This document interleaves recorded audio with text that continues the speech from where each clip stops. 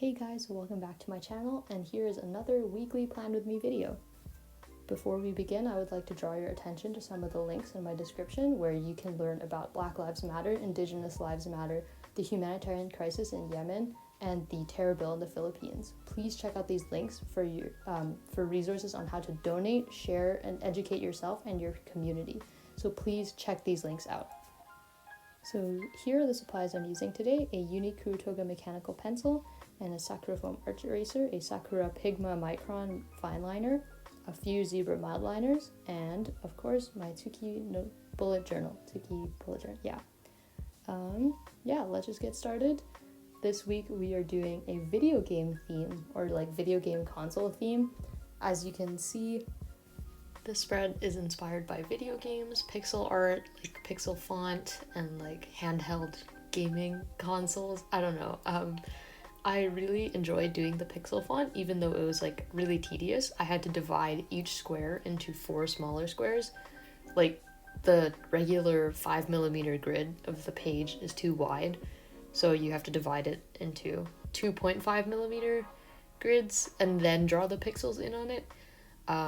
That was like the most tedious part probably, but I mean, I could have freehanded it, but it would not look as good. So I recommend, if you do pixel art, draw the small grid guide, just so it'll look nicer. I used a like random reference off of Google for the font, just to see like how many pixels go in each letter and stuff like that. And yeah, it's really satisfying to like fill them in afterwards. So you'll see it in a bit. But yeah, the pixel grid like that I had to draw in pencil first was like the most tedious part. Now I'm drawing a DS Lite, which was one of my first consoles, although it was not technically mine. I had to share it with my siblings. We fought over it because that's what siblings do, and we shared this one DS, and we had like an R4, you know, those like cards that are like full of like pirated games. Like you have like 15 pirated games. So I played like Pokemon Platinum, Mario Party, Cooking Mama, Nintendogs, all that good stuff. So these are just some of the consoles I had growing up. And I also had a 3DS, but I didn't have room for that. And I like the look of the DS Lite a bit more, maybe? I don't know.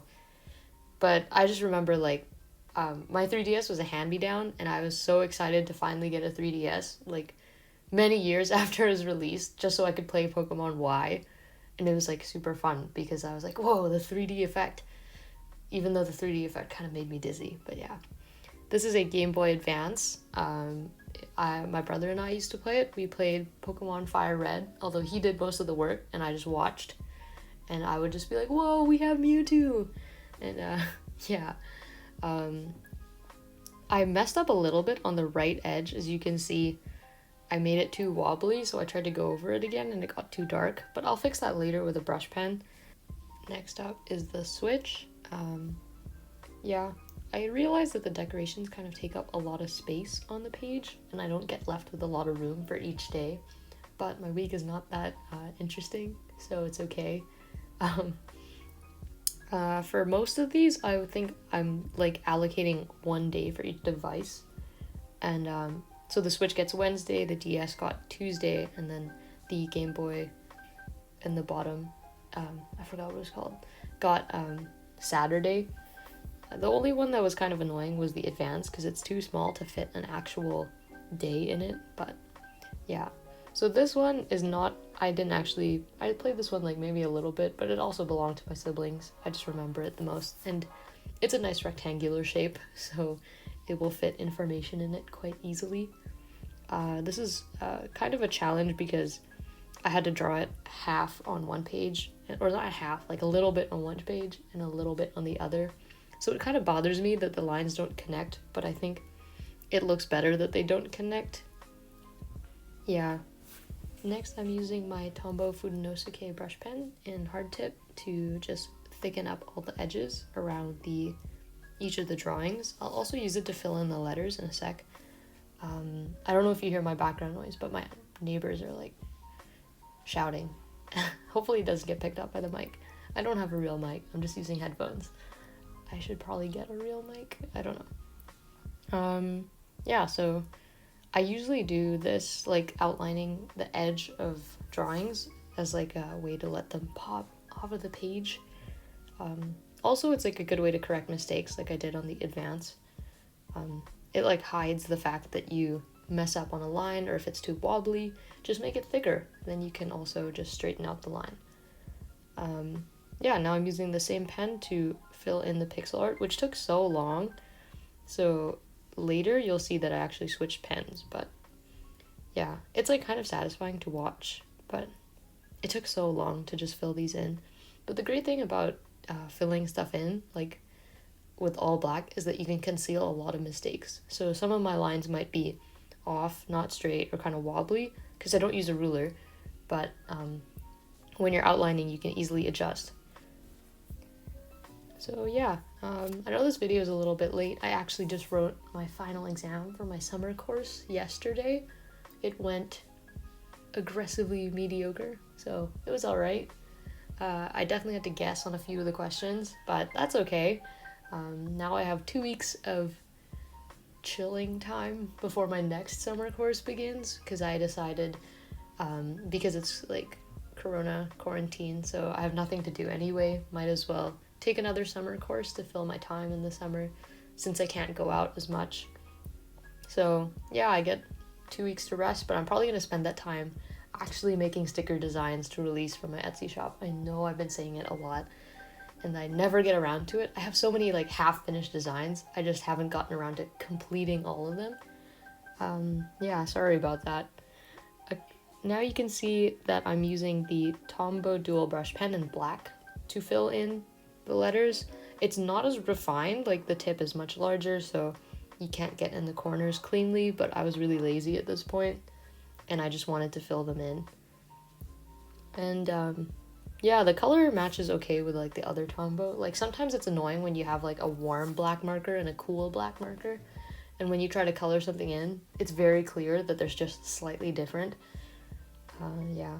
Now I'm using the zebra mild liners to just color in each of the devices. I chose my classic primary color palette using the like this coral red color, or like salmon red color, and or it's a warm red, it's a warm blue, and like golden yellow.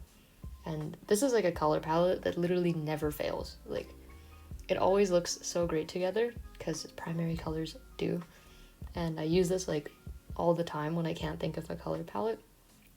And yeah, one issue I usually have with mild liners or markers in general is that they're like pretty streaky, because I think the only markers you can't get like a streakiness is like Copics, but those like bleed through a page really crazily, and also they're really expensive, and I've never used Copics, so I just use like Crayolas, Tombows, zebra mild liners, and they all have the same issue, which is streakiness. So to solve that, you just got to go really carefully and try not to let your lines overlap, or you just let your lines overlap and just try not to care about it. I usually go for the second option, but sometimes I'm like trying really hard to not let them overlap too much. So you can see when I'm coloring this DS, it gets pretty streaky, but you just kind of go with it. Yeah. I'm also working on starting maybe like other kinds of video content. I probably want to film like a Etsy shop, like studio vlog, packing orders sort of video. And I know a bunch of you guys also wanted a fountain pen video and also a desk tour, although my desk is like really messy.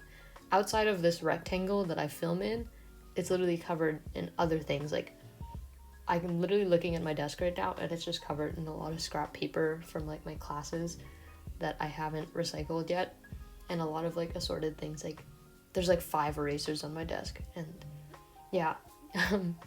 So I will probably have to clean up my area first before I film it, and maybe I'll do that, or I would do like a stationery tour, even though I don't have that much stationery, but I think it's still worth showing.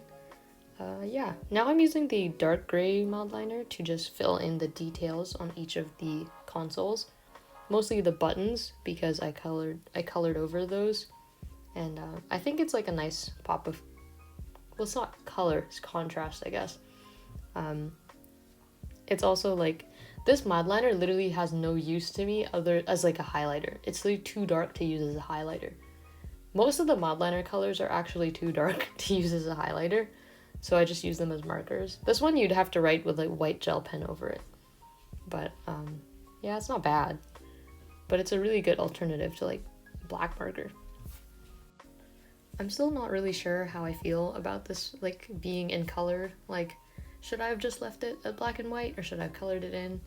You know that feeling you kind of like regret coloring it in, but then afterwards you like it grows on you. It's starting to grow on me. I hope you guys like this spread. It took quite a bit of time, and that's about it for this spread really. I hope you guys enjoyed this video. If you liked it, please like, comment, subscribe. Check out my Instagram and Etsy and TikTok at lexiesdesk. And yeah, I'll see you guys next time. Thank you so much for watching, and stay safe. Bye.